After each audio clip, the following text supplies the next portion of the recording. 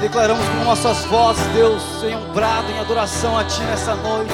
Levantamos nossas mãos para Seu nome exaltar, digno de glória e honra. Levantamos nossas mãos para Teu nome exaltar. Declare com sua voz. Que grande és Tu, maravilhas fazes Tu, não há outro igual a Ti. Não importa se as pessoas têm te ofendido, Não há têm te magoado, se as pessoas têm te perseguido. Ele é grande, Ele é poderoso e faz maravilhas.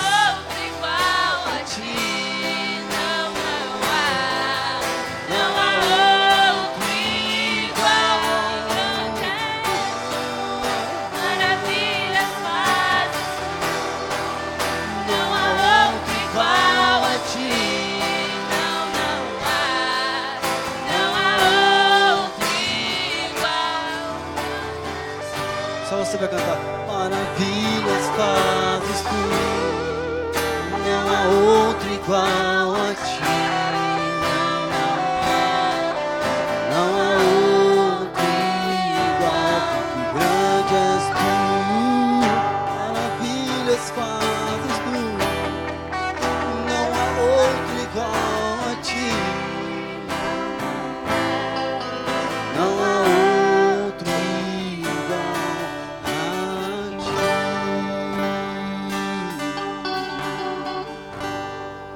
A misericórdia do Senhor Jesus nos alcançou. A misericórdia dele nos alcançou. E é por isso que você está aqui nessa noite. Pela misericórdia dele. Você já parou para pensar que não era para o Senhor Jesus estar naquela cruz, era para você estar naquela cruz? Você já parou para pensar o que Ele passou naquela cruz por nós, para que pudéssemos estar aqui nessa noite adorando a Ele? Eu queria que você fechasse seus olhos nesse momento, nesse instante, e começasse a se imaginar no lugar do Senhor Jesus. Comece a se imaginar no lugar dele. Será que você aguentaria isso? Será que você suportaria? Ou será que nós faríamos isso? Daríamos a nossa vida por alguém? Mas Ele entregou a sua vida por você, por nós. E é por isso que hoje você está aqui nessa noite. Que você possa dar liberdade para o Espírito Santo de Deus agir na sua vida nessa noite. Espírito Santo de Deus, neste lugar. Comece a adorar Ele nesse momento.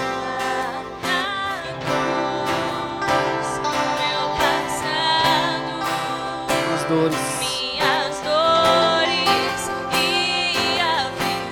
Ele deixou tudo lá na cruz.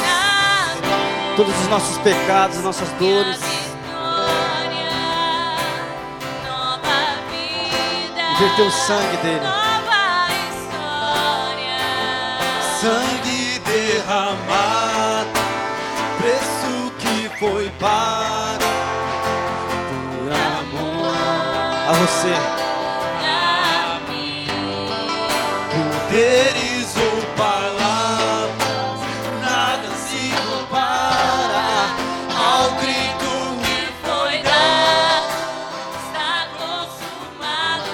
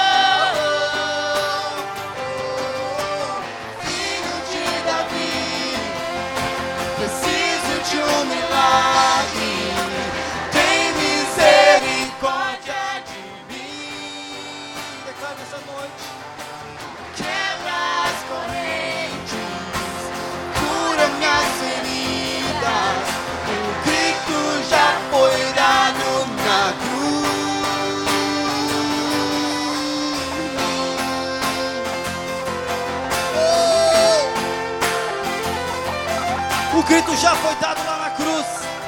E hoje você é livre. E hoje você é livre para levantar um clamor. Hoje você é livre para adorar Ele. Será que você pode declarar isso a Ele? Será que você pode adorar Ele?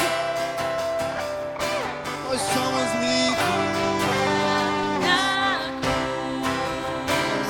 Meu passado, O teu passado, minhas dores, as suas dores, minha vez, ninguém mais pode te julgar.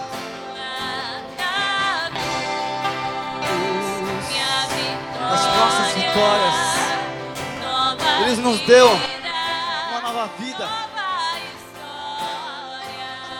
Sangue derramado, preço que foi pago por amor a mim. Poderes ou palavras, nada se compara ao grito que foi dado. Está consumado. Oh,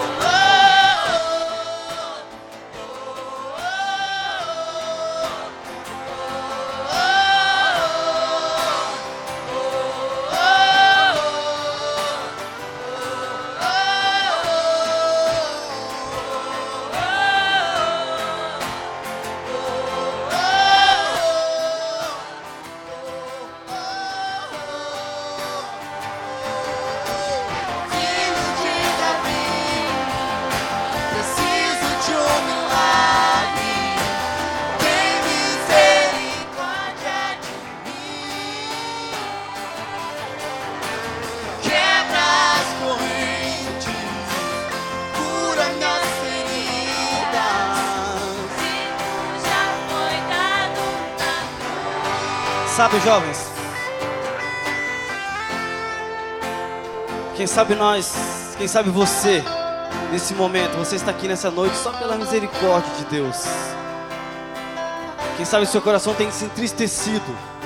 Quem sabe você está triste, assim como eu falei no começo, por alguma palavra, por alguma atitude, algum gesto que alguém teve, que alguém fez que te magoou. Ou quem sabe por alguém que está enfermo lá na sua casa, que você não consegue, eu não consigo rir. Sabe, querido, quando nós adoramos, as correntes estão sendo quebradas. Quando nós adoramos ao Senhor Jesus, os milagres acontecem. Como eu costumo falar, que sábado não é um culto onde a gente vem simplesmente ver nossos amigos, mas nós estamos aqui para adorar o Senhor Jesus. Estamos aqui para pedir para Ele que Ele possa sarar a nossa casa, sarar a nossa vida, sarar os nossos amigos. Nós somos jovens, mas mesmo assim ainda continuamos sendo seres humanos. Temos necessidades, temos dependências, temos dificuldade, temos provas e lutas. Você tem prova, você tem luta. Mas a misericórdia do Senhor Jesus, ela nos alcança todos os dias de nossas vidas. Espírito Santo de Deus, nós queremos cantar a Ti nesse momento, Pai, Filho de Davi, para que o Senhor possa, Pai, ouvir nosso clamor, Deus, para que o Senhor possa, Pai, quem sabe sarar nossas feridas, Deus, do nosso coração, para que o Senhor possa, Deus, quem sabe, Pai, curar, Deus, um ente nosso, Pai, um familiar nosso, Deus, para que o Senhor possa, Deus, alcançar, Pai, familiares, pessoas, amigos, Deus, que tem seguido outro caminho, Pai. Nós cantamos a Ti nessa noite, Deus, em oração, Pai, como forma de oração a Ti. Tem misericórdia de nós, Pai, e ouve a nossa oração. Filho de Davi, preciso de um milagre. Tem misericórdia. Será que você pode cantar isso?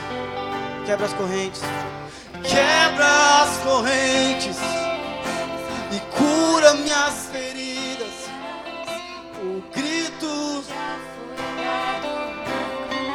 Será que você pode cantar isso? Filho de Davi, Preciso de um milagre, Deus. Tem misericórdia de mim. Quebra as correntes. Quebra as correntes, cura minhas feridas. O grito Já foi dado na cruz. Filho de Davi, preciso de um milagre. Tem misericórdia de mim. Levantamos a nossa voz a Ti, Pai, como um coral, Deus, em adoração a Ti. Como um coral, Deus, em oração a Ti, Deus. Sara, Deus, Já foi dado. nós Te amamos, Pai.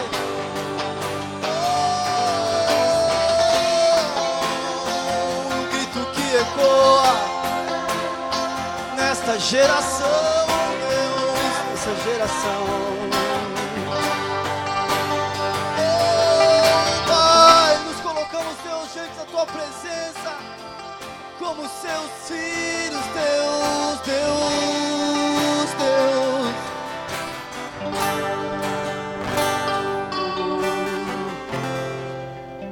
Nós Te amamos, Pai. Você é grato pelo que Deus tem feito por você? Você é grato? Será que você pode dizer amém? Se você é grato pelo que Deus tem feito por sua vida? Amém? Nós somos gratos a Ti, Pai. Aleluia. Em nome de Jesus.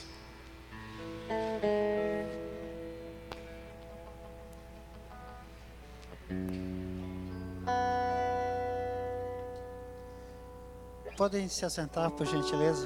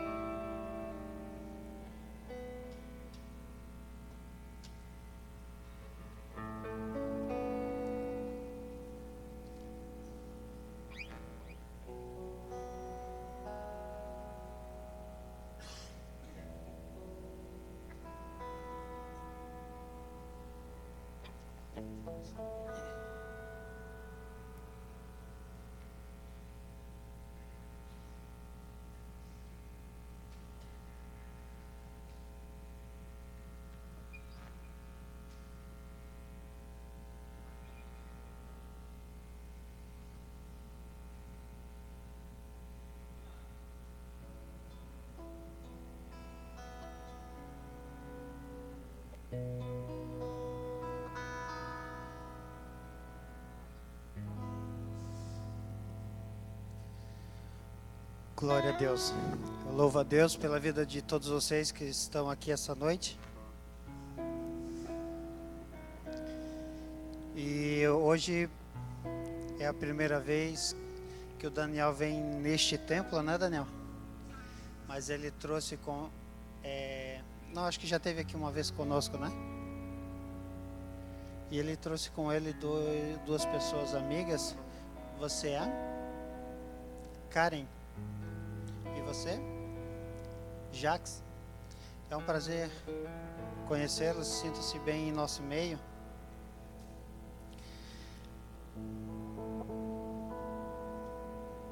O que eu pretendo falar hoje, ele é um assunto bastante extensivo e ele aborda muitas áreas da nossa vida, só que pela uma sequência de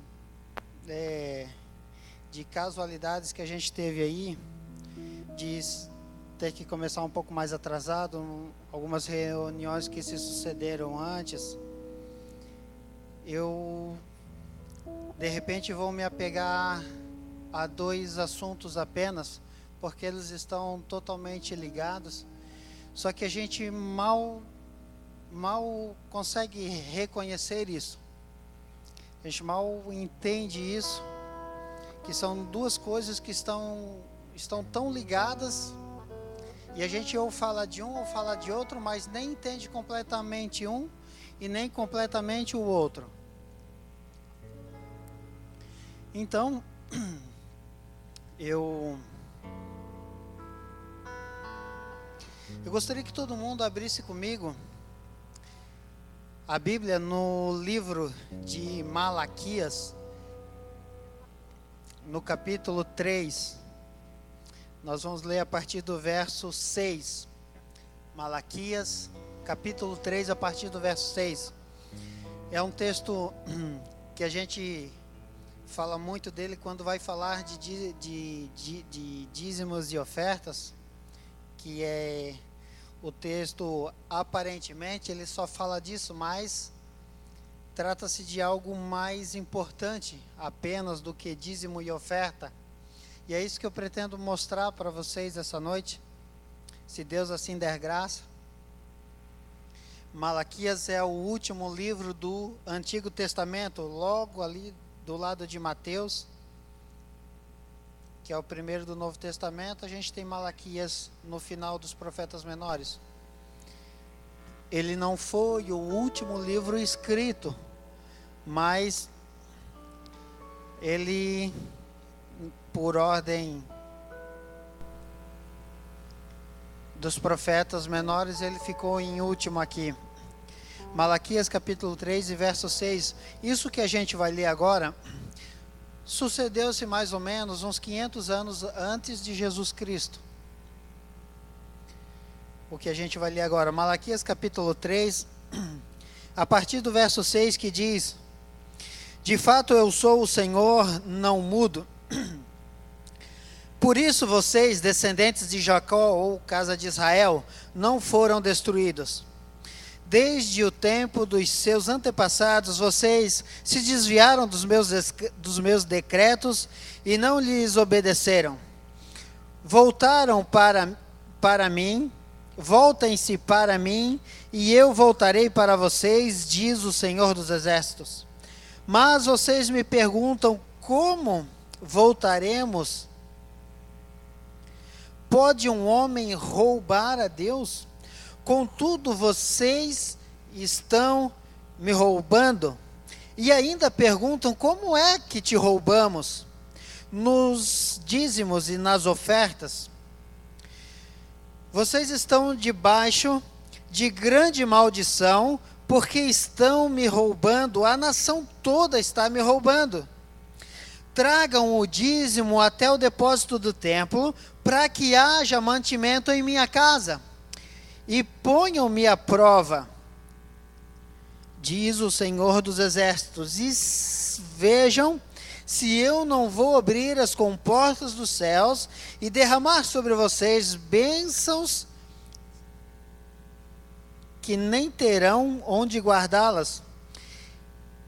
Impedirei que pragas devorem suas colheitas, e as videiras nos campos não perderão seu fruto, diz o Senhor dos Exércitos. Então todas as nações os chamarão felizes, porque a terra de vocês será maravilhosa, diz o Senhor dos Exércitos. A princípio, quando a gente lê esse texto, a gente acha basicamente que Deus está falando de oferta e de dízimo, ou seja, que trata-se apenas de dinheiro. Mas eu espero conseguir me fazer entender que existe algo mais nesse texto do que dízimo e oferta. Tem algo que Deus está falando aqui, tem algo profético nesse negócio, que está ligado diretamente à nossa salvação, à nossa vida com Ele. Tem algo mais importante aqui, que seja dinheiro. Fala mais do que dinheiro no texto, embora a gente sempre leu isso aqui, está falando de dinheiro. E o que não é errado, é claro, pois é um dos textos mais claros a respeito de dízimo e oferta. E eu também pretendo que você, ao final desta mensagem, conclua comigo que dízimos e ofertas não estão apenas, embora aqui é um único texto que fala tão diretamente sobre isso, E não tem nenhum texto que fale assim direto no Novo Testamento, mas a gente entende que o dízimo também pertence à nova aliança por meio do sacrifício de Cristo. Não só o dízimo, mas como o amor ao próximo, mas como a santidade, mas como amar a Deus sobre todas as coisas. Embora tudo isso está no Antigo Testamento, mas a gente acredita que encontra isso tudo também na nova aliança, no Novo Testamento. E eu pretendo provar isso para vocês. Espero que todos cheguem a essa conclusão até o término da mensagem. E eu quero começar dizendo que aqui é Deus falando através de um profeta. Deus faz por meio do profeta. Parece que está rolando aqui um diálogo, mas é na verdade um monólogo. Deus está por meio do profeta falando como se fosse o povo e como o próprio Deus.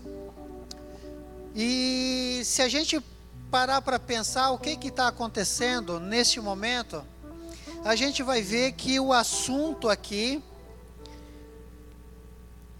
é em torno de propriedade. Deus está acusando o povo de estar metendo a mão naquilo que é dele. Deus está acusando o povo de Israel.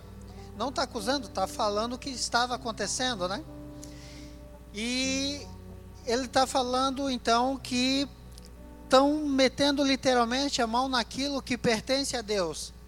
Não só pela responsabilidade que o povo tinha de levar esse mantimento todo para a casa de Deus, mas o que Deus quer falar é algo muito maior do que isso.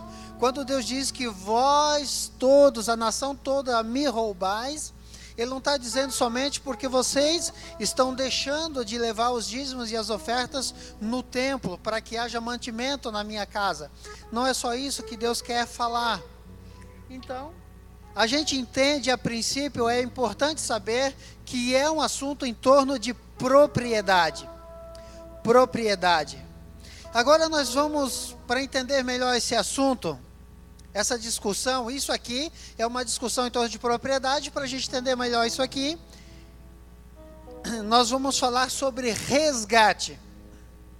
Resgate é algo que a gente, quando se fala resgate para uma pessoa que já conhece Deus, já tem um tempo, né, que já anda nos caminhos de Deus já há um tempo, e a gente fala de resgate, a pessoa já pensa logo Jesus resgatando, né, nos resgatando do pecado.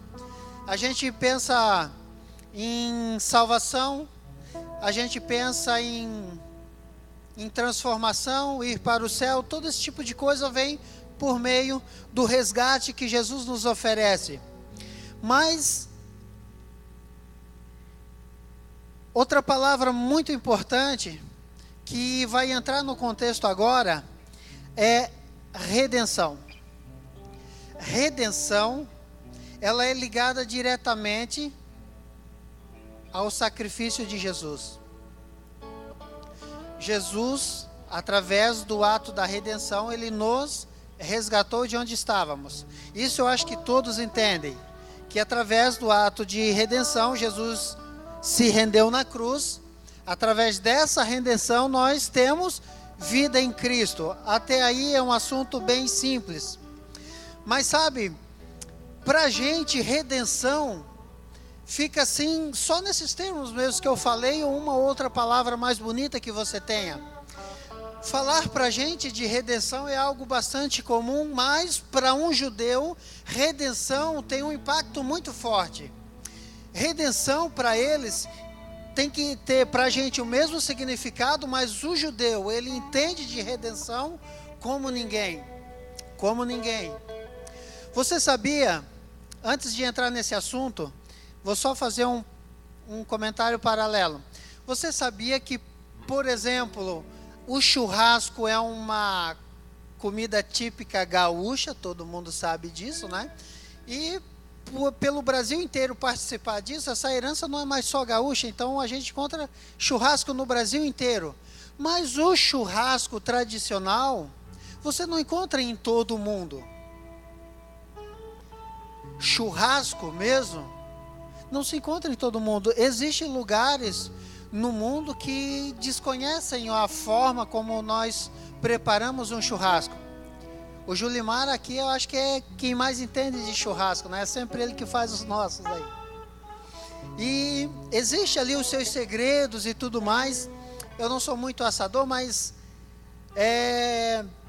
quando a gente fala em churrasco, todo mundo já memoriza alguma coisa. A gente não precisa explicar para uma pessoa, olha, isso aqui é o churrasco. É assim que a gente prepara, e é assim que a gente come, e é isso aí. Não existe dar receita de um para o outro o que é o churrasco. Mas quando você vai num país que não tem nenhuma tradição, como, por exemplo, na África do Sul, e você... lá o idioma predominante é o inglês, é o idioma mais comum na nação. Então, em inglês é, se eu não me engano, barbecue. Daí você vai chegar para o sul-africano e vai dizer, isso aqui é o barbecue. Daí ele vai querer saber exatamente como é, o que é, que tipo de carne que é, como é que procede. Porque não é comum na África do Sul. A forma que eles preparam as suas carnes, e também tem carne assada, é diferente. Então, para você explicar para um sul-africano sobre o que seria um churrasco, requer ali um certo grau de conhecimento. Mas não é assim com o brasileiro. Você pode ir no Rio de Janeiro e falar de churrasco, todo mundo já sabe. Já imagina aquela picanha no sal grosso e tudo mais, todo mistério que tem por trás desse negócio aí. É porque isso é comum para nós. Redenção para o judeu também é assim, muito comum. É algo que eles viveram, que eles aprenderam. Está no estatuto de Deus para eles. É algo que eles têm uma dimensão muito maior do que a gente pode ter sobre redenção. Embora o judeu tradicional desconsidera o ato de Jesus como um ato de redenção, mas eles sabem melhor do que nós o que significa a palavra redenção. Por isso, quem tem Bíblia, eu vou pedir para abrir comigo em Levíticos.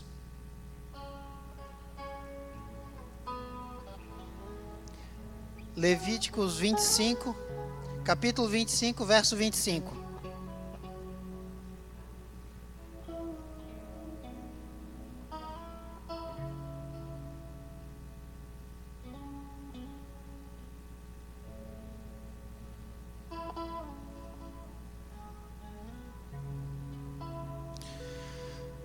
Um dia terei um iPad para não precisar ficar nessa correria. Eu vou ler aqui 2 versículos que vai falar um pouco sobre a lei que existia a respeito de redenção. Só para você entender que já estava nas leis. Levíticos capítulo 25, é o 3º livro da Bíblia, e versículo 25. Eu vou ler só para você entender do que se passava. Se alguém do seu povo empobrecer e vender parte da sua propriedade, seu parente mais próximo virá e resgatará aquilo que o seu próximo vendeu. E contudo, se um homem não tiver quem lhe resgate a terra, mas ele mesmo prosperar e adquirir recurso para resgatá-la, calculará os anos desde que se vendeu e devolverá a diferença àquele a quem a vendeu. Queridos, nesse trecho, se a gente parar para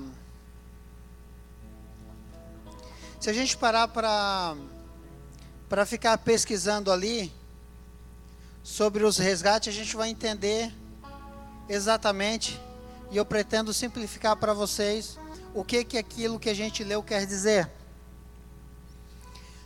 Havia, para isso a gente vai fazer para que fique bem gravado essa mensagem em vocês, a gente vai fazer aqui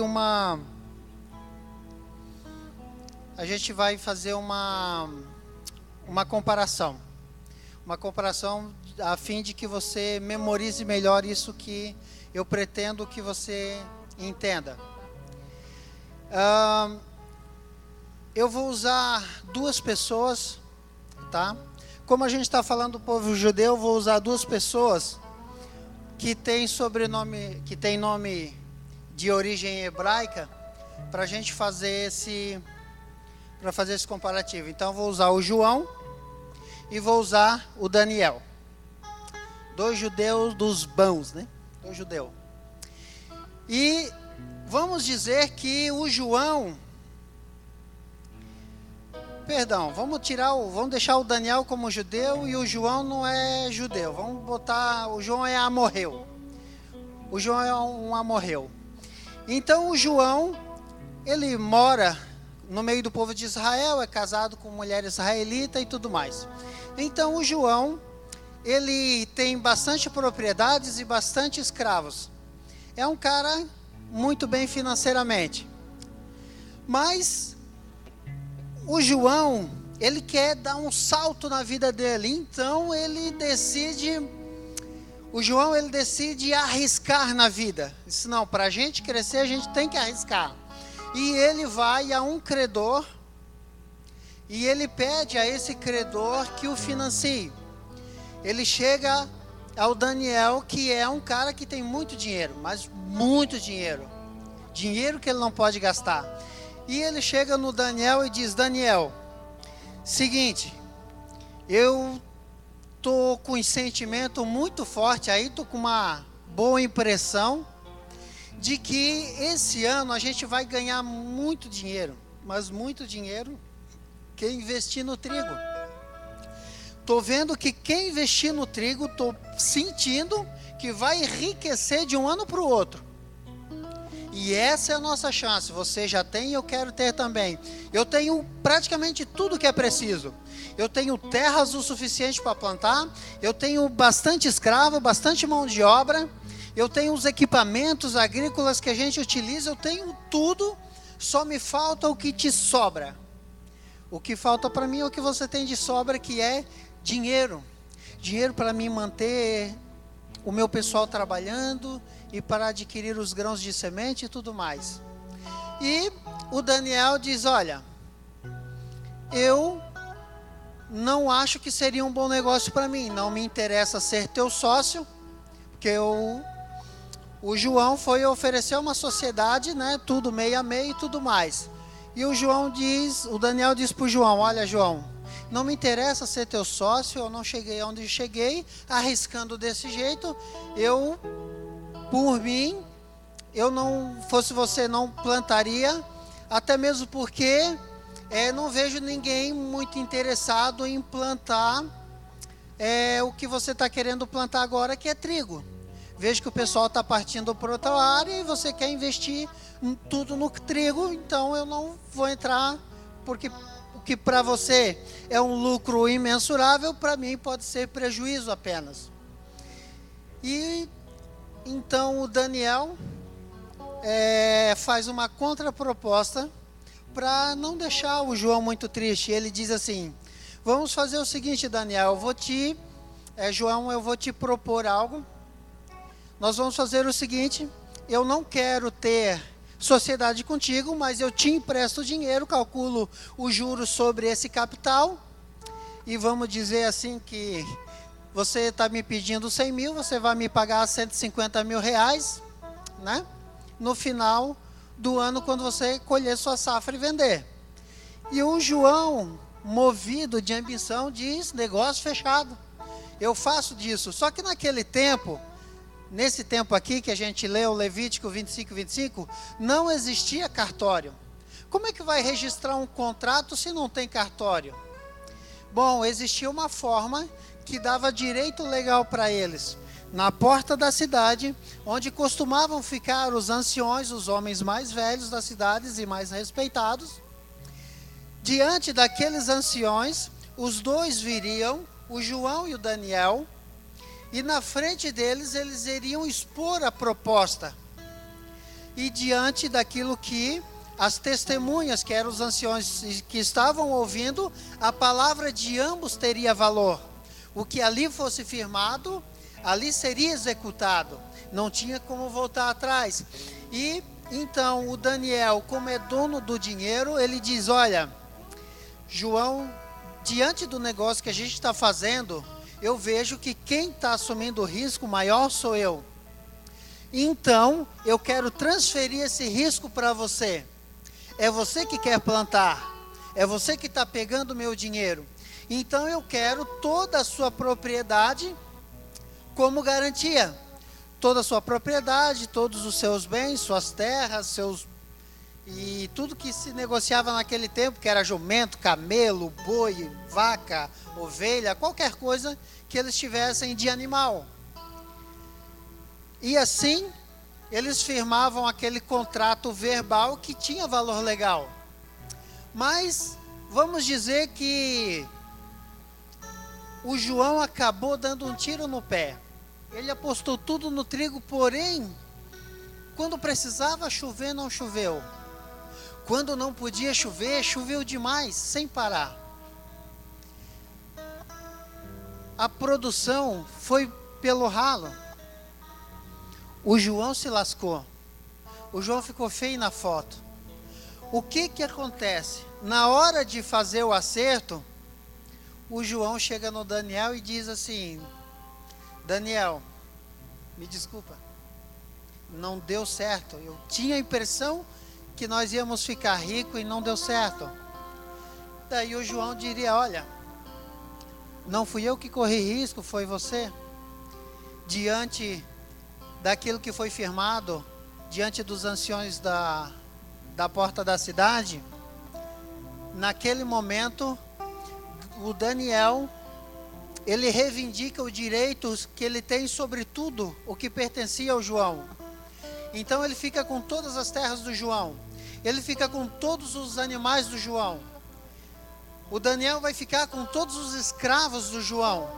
E como o dinheiro que o Daniel emprestou ainda é muito maior do que isto, ele ainda leva a família toda do João como escravo e o próprio João. Então, depois de um mau negócio, o João e toda a sua família e tudo que ele tem, agora pertence ao Daniel. Está tudo nas mãos do Daniel. E o Daniel, por sua vez, está amargurado com o João, porque tudo que ele pegou em garantia, não paga metade do que ele emprestou para o João. Então, diante dessa situação, ele bota o João para sofrer. E o João está lá, começa a trabalhar como escravo, ele e a família dele sofrendo demais. Numa situação dessa, a gente não vai ler porque são muitos textos, mas numa situação dessa havia 3 formas de sair dela, do estado em que o João se encontrou. Se o João fosse judeu, como Daniel, ele poderia ter a sua remissão automática no 7º ano.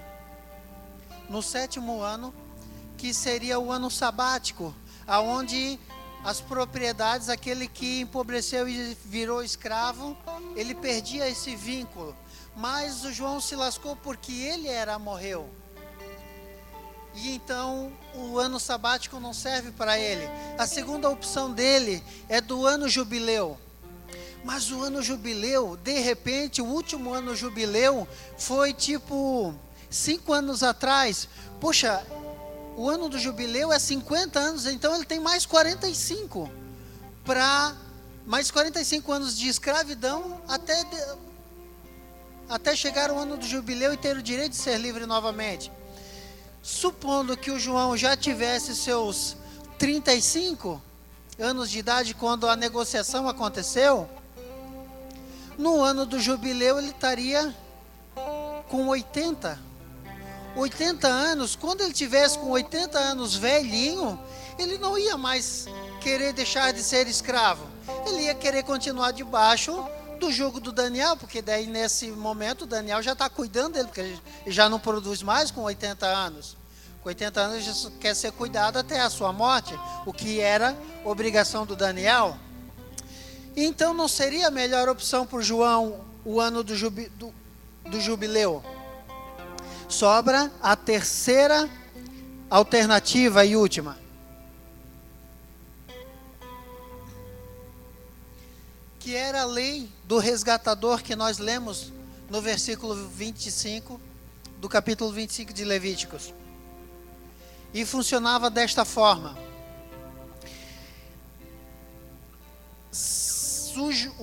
o João, antes de ir no Daniel, antes do João ir no Daniel, ele veio a um parente dele próximo, que era o Lucas. O Lucas, que agora entrou de gaiato na nossa história, ele também tem muito dinheiro. Na verdade, ele tem muito mais que o Daniel. E quando o João veio primeiramente no Lucas e fez a proposta, Lucas disse: olha, pelo respeito que tenho por você e pelo amor que tenho por você, eu não vou emprestar esse dinheiro porque é loucura e eu não te quero como meu escravo. Porque se as coisas derem errado é o que vai acontecer. Então, o Lucas não emprestou o dinheiro. Só que o Lucas está vendo o que o João está passando na mão do Daniel. E passa 1 ano, passa 2 anos, passa 3 anos. Aquele coração duro do Lucas diz: bah, o que o João foi fazer? Amo tanto esse meu parente, esse meu primo irmão. Amo ele demais e agora está lá com a família toda, sofrendo daquele jeito, porque o cara está com raiva dele, está judiando bastante dele. E então, o Lucas decide se levantar como resgatador do João. Na verdade, o João tinha parentes mais próximos, mas não tinha o poder aquisitivo, não tinha a mesma bala na agulha do que do Lucas. Porque esse direito de resgatador pertence ao parente mais próximo. Só que, pela incapacidade dos outros, quem se levanta é o Lucas. Os outros parentes não tinham o mesmo dinheiro, então o Lucas se levanta e, pelo amor que tem, ele vai fazer esse trabalho. Ele vai resgatar o João das mãos do Daniel. Então, o Lucas chega para o Daniel e diz: quanto é que o meu parente te deve? E ele faz as contas, diz: olha, na época era tanto, mas com os juros, com tudo que eu já perdi e tudo que eu deixei de adquirir, a dívida está em tanto. Uma dívida horrorosa, horrenda, impagável. Mas ele, com o bolso próspero que tem, diz: está quitado, está aqui.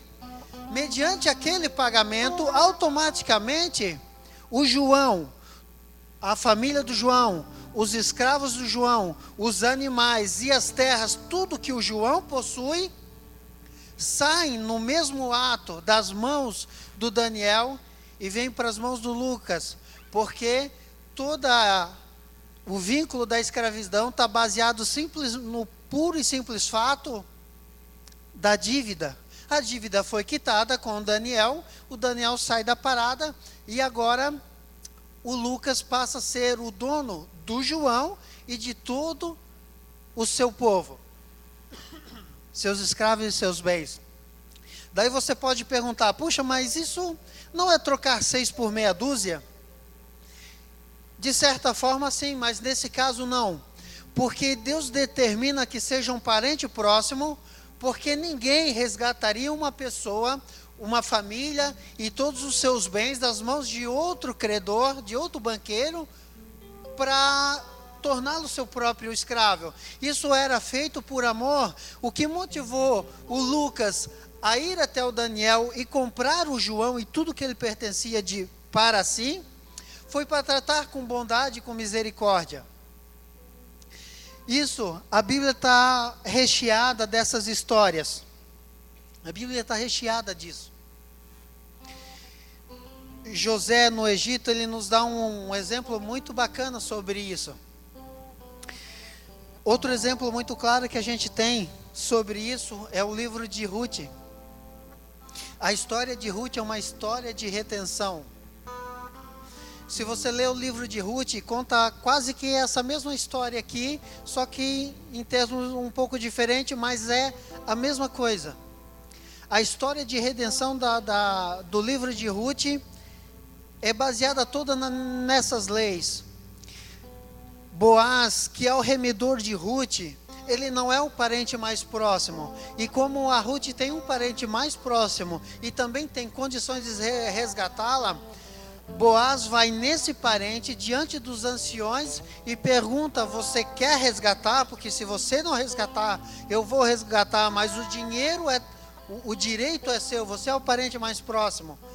E como resgatar, naquele caso, uma mulher, uma viúva, implicava em casar-se com ela, e o homem talvez já fosse casado com a mulher meio ciumenta, disse: não, eu não me interesso nesse negócio.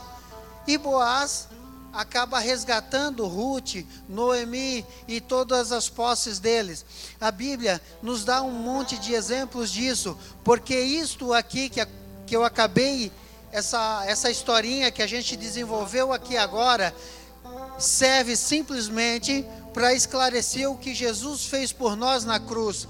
Você tem que entender que um dia nós pertencíamos a Deus, o que era Adão no jardim do Éden com Deus, foi criado por Deus, era a propriedade de Deus, e Deus tinha aquele amor e carinho por Adão. Veio a serpente, enganou Eva, o homem pecou, e a partir do momento que o homem pecou, ele já não tem mais o direito de pertencer a Deus, e ele passou a pertencer ao inimigo. Por isso que a Bíblia diz que por meio de um homem, o pecado entrou a toda a humanidade, e a Bíblia diz que destituídos fomos da glória de Deus por meio do pecado. Então, depois do pecado, o homem não tinha mais ele não era mais propriedade de Deus. Nós deixamos de ser propriedade de Deus por causa do pecado, que entrou por meio de um só homem. Mas no mesmo momento que isso aconteceu, Deus também destinou para nós um resgatador, que foi Jesus Cristo. E você aqui fica a explicação de por que Jesus desceu e encarnou, nasceu de uma mulher e tornou-se um homem de carne e osso como eu e você. Porque a palavra de Deus diz que tem que ser um irmão para resgatar o outro. Jesus não podia vir como um anjo, tampouco como um espírito. Ele precisava ser carne e osso como eu e você. Só por isso ele desceu e fez o que fez. Isso deu a ele direito legal de resgatar a mim e a sua vida, que até então pertencia somente ao diabo. Por isso que a palavra de Deus diz...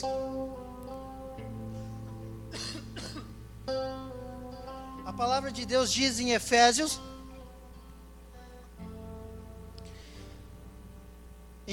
capítulo 1, e no verso 7, capítulo 1 e verso 7, a palavra de Deus diz que Ele nos resgatou pelo seu sangue.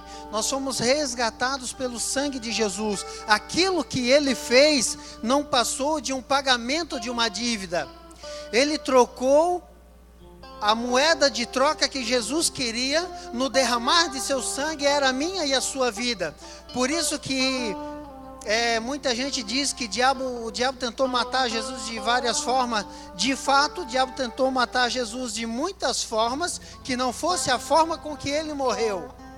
Mas a partir do momento que ele estava indo para a cruz, se o próprio capeta pudesse, tiraria Jesus de lá, não permitiria que ele chegasse à cruz, porque Deus havia dito que seria daquela forma e não de outra. E o diabo sabe muito mais de Bíblia do que eu e você.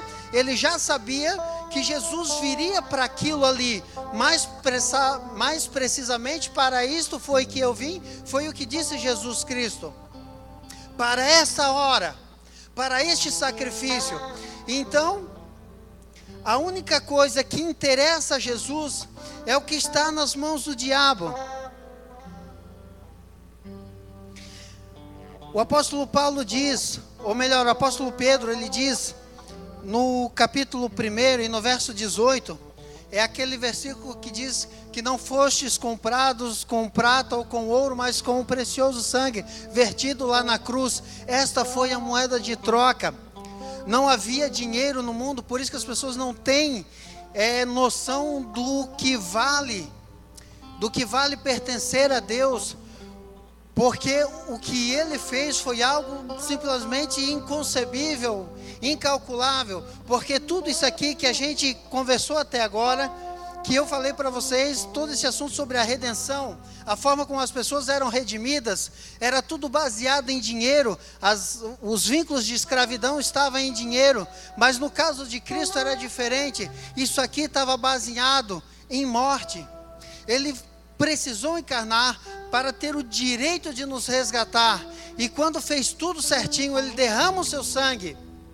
O que é que tem nas mãos do diabo que interessa a Jesus? A minha e a tua vida. A palavra diz, acho que 2 de Pedro 1:19, eu acho, que deixa eu ler ali que agora eu me esqueci. 2 de Pedro.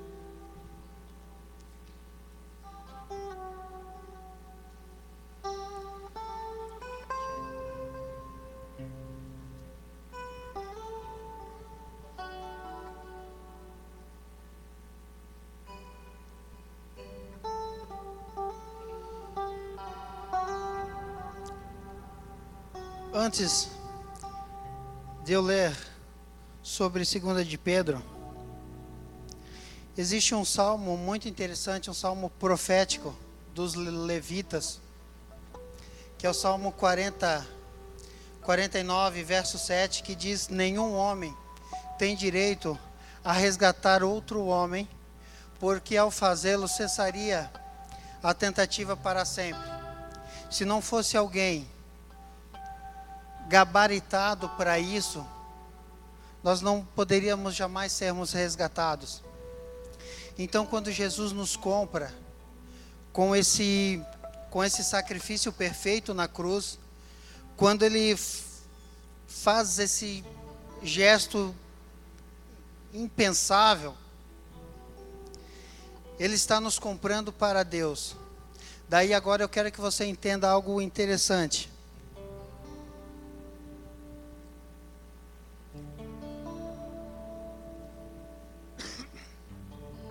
Quando somos comprados para Deus, Deus usa da mesma lógica que Ele já tinha colocado na lei. Porque tudo aquilo que está no Antigo Testamento é basicamente a sombra da cruz. Tudo no Antigo Testamento vai nos remeter à cruz do Calvário. Então, quando Deus institui essa lei e Ele diz que deve ser um parente próximo, é porque Ele quer que seja usado de amor e de compaixão.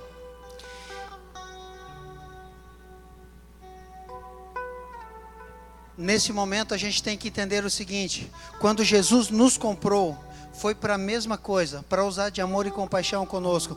Porque antes nós estávamos nas mãos do inimigo, nas mãos do diabo, fazendo a vontade dele, sendo maltratado, alguns perdendo a vida, como já perderam, pelas mãos do capeta.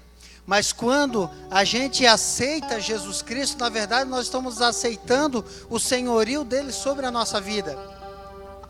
E quando a gente aceita isso, a gente está simplesmente entendendo que saímos daquela escravidão e viemos para essa escravidão. Porque quando aceitamos Jesus, o que a gente diz que é? Servo do Senhor. Amado, a palavra servo quer dizer simplesmente escravo. Nós, acredite você, goste ou não dessa palavra, nós somos escravos de Deus. Só que a intenção de Deus não era nos tratar como o diabo nos tratou, mas a intenção de Deus é que sejamos feitos filhos. Por isso Paulo fala aos Romanos e também aos Gálatas, que foste resgatados para serem chamados, serem feitos filhos de Deus. Deus nos quer como filhos dele. Quando Lucas resgatou João, ele queria ter o seu irmão de volta. Ele não queria meter o chicote no João. Ele não queria sabe, abusar do João. Ele queria ver o João livre novamente. Essa é a servidão que nós temos com o Senhor. Nós somos dele, nós pertencemos a ele, mas o nosso vínculo é de amor. Nós somos uma família, nós somos filhos de Deus. Nós pertencemos a ele, só que a nossa relação não é de um patrão mau, de um senhor mau. O senhorio de Cristo é algo maravilhoso sobre a nossa vida. Não é como era antes. Por isso, quando o apóstolo Paulo, em Atos 7, quando ele Atos 16, quando ele sofre um naufrágio, o apóstolo ele diz: o Deus a quem eu sirvo, ele era servo e pertenço. Ele está dizendo de quem ele é. Ele era de Deus, ele era escravo de Deus, pertencia a Deus. Nós somos escravos de Deus e pertencemos a esse Deus, porém, a forma com que ele nos trata não é como a que éramos tratados antes. É isso que precisamos entender. E o que o dízimo tem a ver com isso? Qual a relação do dízimo com isso? Você tem que entender o seguinte, que assim como João e tudo que o João pertencia era do Daniel, eu e você, nós somos, e tudo o que nós temos também é de Deus. Por isso que quando nós falamos do dízimo, é uma relação de gratidão, porque na verdade você não está dando nada para Deus, porque tudo é de Deus. A Bíblia diz isso, que tudo pertence a Ele, nós somos dele, o que nós temos é dele também. Então na verdade o que você está fazendo é devolver 10%, e isso fala de gratidão, de reconhecimento.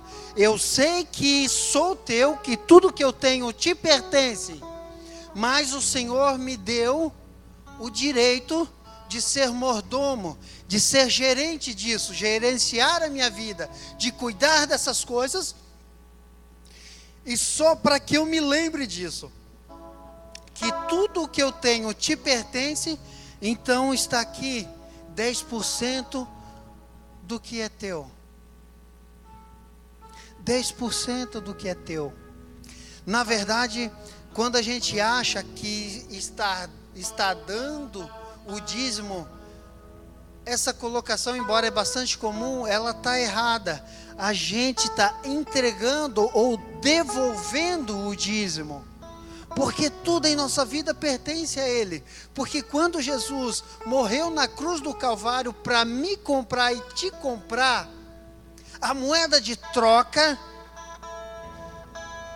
que era a nossa vida, agora pertence ao Senhor. Então tudo que é nosso, e nós, tudo aquilo que tu pode produzir, também pertence a Ele. E você, como bom cristão que é, vai simplesmente devolver a Ele para dizer: muito obrigado, Senhor. O Senhor tem permitido que eu tenha tudo isso. O Senhor tem permitido que eu estou gerenciando tudo isso. Amado, às vezes a gente não sabe por que não adquirir determinadas coisas na nossa vida, porque simplesmente a gente é infiel nesse negócio. Jesus fala em Mateus capítulo 23 e verso 23, ele está falando ao povo, ele está falando aos fariseus e aos escribas, aos doutores da lei. Jesus está falando com aquele povo e ele diz: olha, vocês dão um dízimo da hortelã, do cominho e do endro, ou coentro em algumas bíblias, mas vocês se esquecem da fé, vocês se esquecem da justiça e vocês se esquecem da misericórdia. E mais para frente ele vai falar: na verdade, vocês estão fazendo a coisa certa, da maneira certa, mas vocês estão se esquecendo do principal, que é cuidar da viúva, do órfão e aliviar a vida do estrangeiro que sofre no meio de vocês. Amados, quando a gente dizima, a gente só tem que entender que a gente só está devolvendo, porque tudo na nossa vida, quando Ele nos comprou 100%. Ele comprou 100% da tua vida, da minha vida, da vida da minha esposa, da vida da Nayara, da vida da Leonora. Ele comprou 100% de nós. Ele é que nos deixa ficar com tudo. Só que a gente devolve por gratidão. Isso aconteceu no Egito. Por isso que eu disse que na Bíblia toda tem rastro disso. Aconteceu com Abraão. O pastor vai falar sobre isso amanhã. Quer dizer, mas ele vai dar outra temática. Ele vai falar sobre os 318. São os guerreiros de Abraão. Esses 318, nascidos dentro da casa de Abraão, eles vão contra 5 reis. Eles derrotam 5 reis. Imagina, eles não tinham a menor condições pelo número pequeno de pessoas que eles eram, mas eles vão naquela luta, vencem aquela guerra e eles trazem todo o povo daqueles 5 reis com todo o despojo que eles tinham. Eles trazem para Abraão e também dos outros 4. Então Abraão ficou com o despojo de 9 reis ou 9 cidades-reino. Naquele tempo era muita coisa. E quando ele chega a Melquisedeque, rei de Selá, ele diz: olha, o Melquisedeque, o outro rei, diz: Abraão, fique com tudo que você trouxe, só nos devolva o nosso povo, porque ele tinha direito até de ficar com as pessoas como escravo, mas nos devolva o nosso povo, porque essa gente só vai te incomodar mesmo. E Abraão diz: não, eu não vou ficar com nada, para que vocês não digam que me enriqueceram, que eu enriqueci Abraão. E Abraão devolve tudo, porém Abraão diz: devolverei tudo menos 1/10 parte. É a primeira menção na Bíblia sobre dízimo. Eu quero deixar com o rei de Salém, Melquisedeque, eu quero deixar com ele o dízimo de todo o despojo dessa guerra. Querido, depois da batalha que Jesus travou e que terminou com a sua ressurreição, o despojo que Jesus teve a direito foi a minha e a sua vida.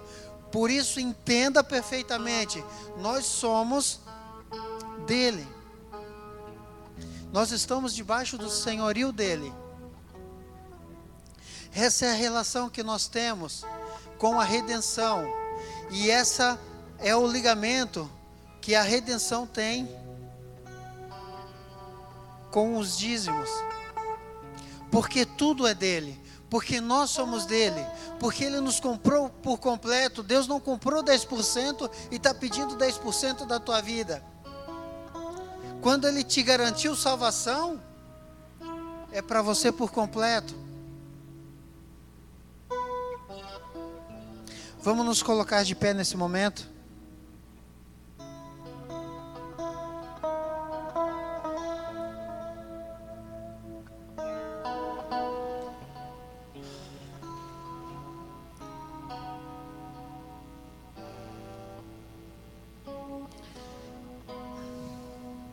Entenda, querido, a morte entrou por meio de um só homem.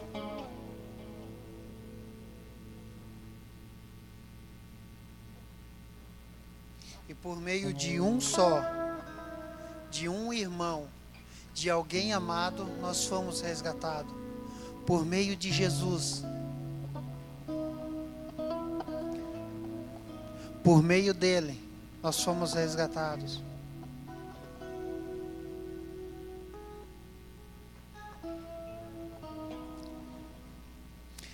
Eu não sei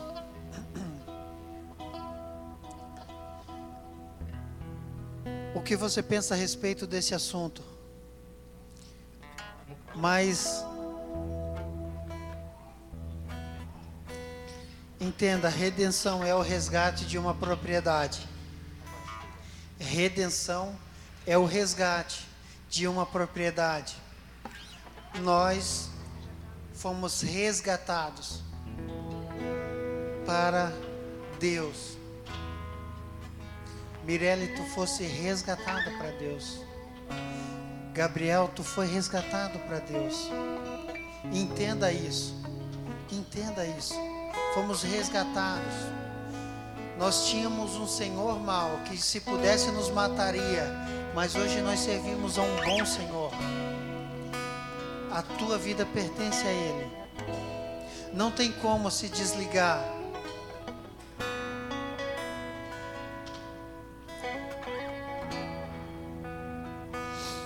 Aleluia. Aleluia. Vamos orar nesse momento. E neste momento só reitere a tua posição, reconhecendo o senhorio dele sobre a tua vida. Vamos orar. Senhor Deus e Pai, graças te dou, Senhor, por esta palavra. Graças te dou, Senhor, por esta orientação.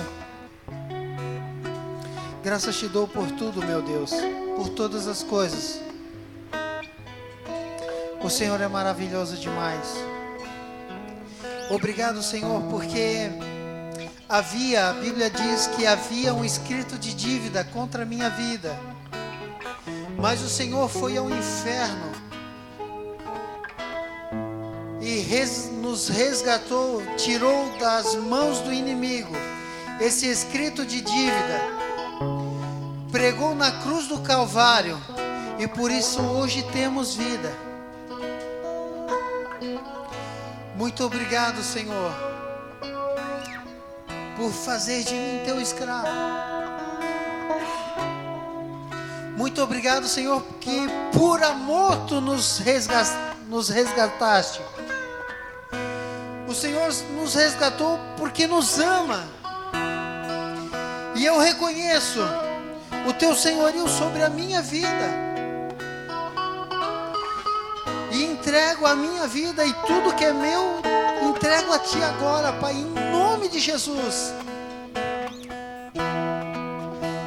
Deus, que todos os irmãos aqui presentes possam fazer o mesmo.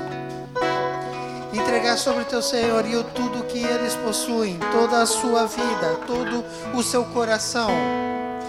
E parar de viver com tanta individualidade, como que se fossem sozinhos neste mundo, ou se pudessem fazer tudo sozinho, Pai, porque precisamos de Ti. Nós somos Teus. Nós vamos chegar aonde o Senhor quer que nós chegamos.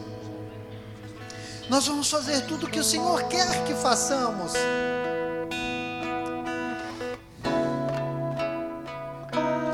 Glória a Deus. Glória a Deus. Louvado seja o teu nome.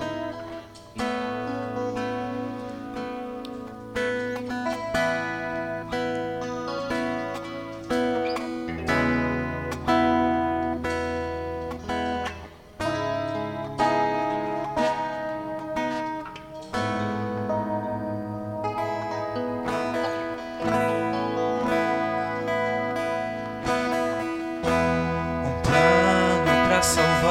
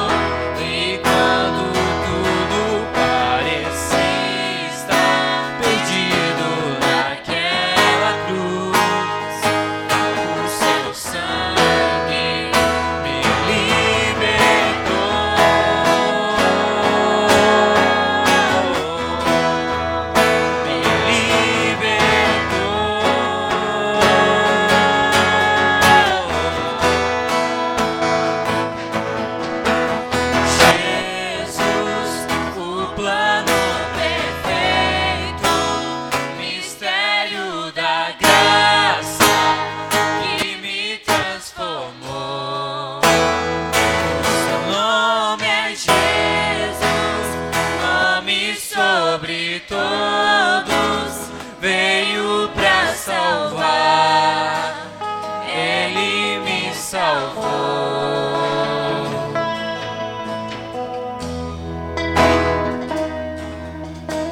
Glória a Deus.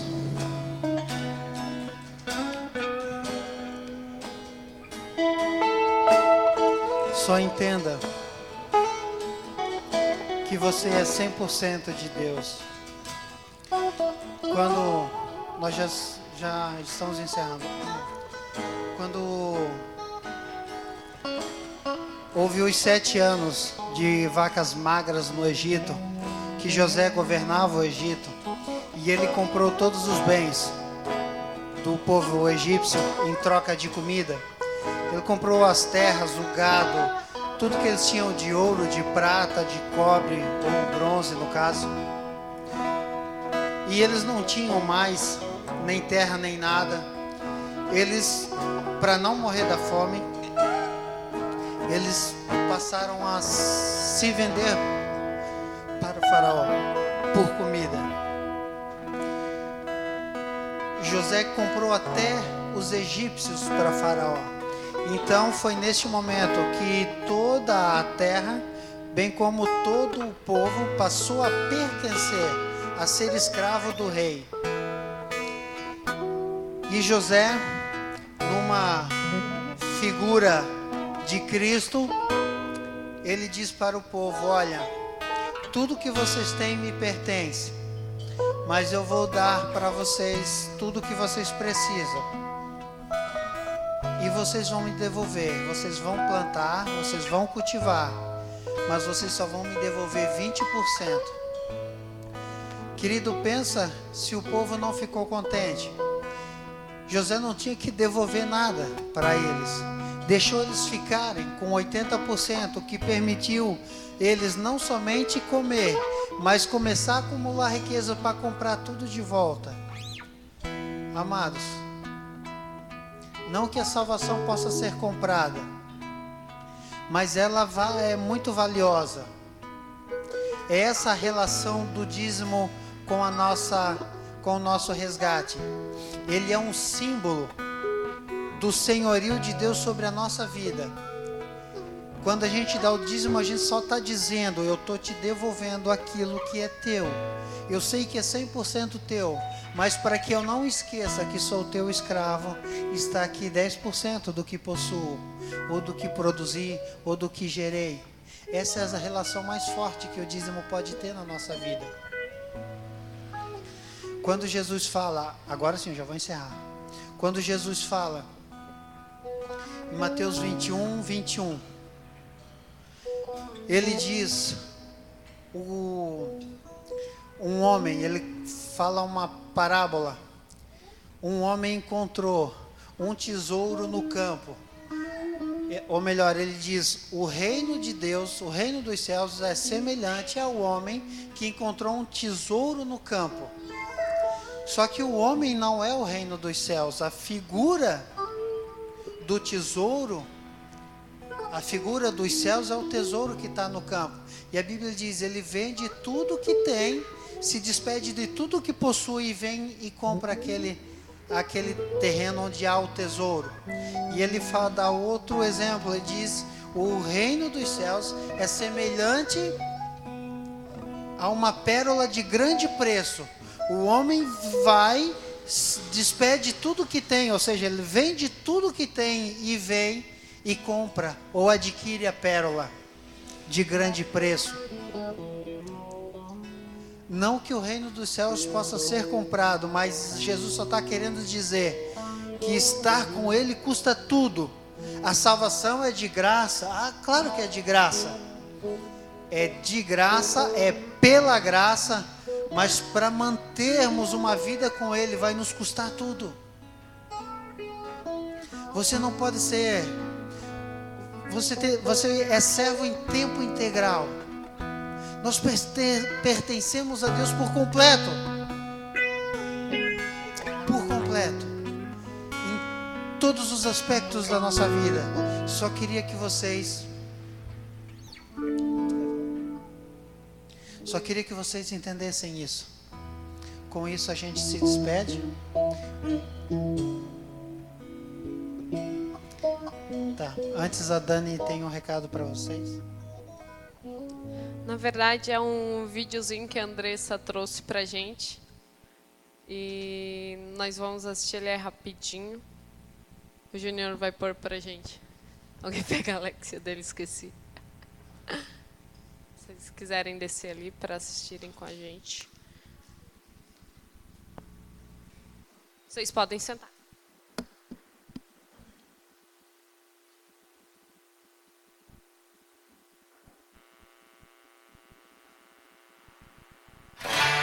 Ela é forte,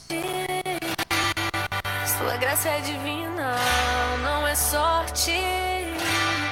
Seu pai lhe fez bendita,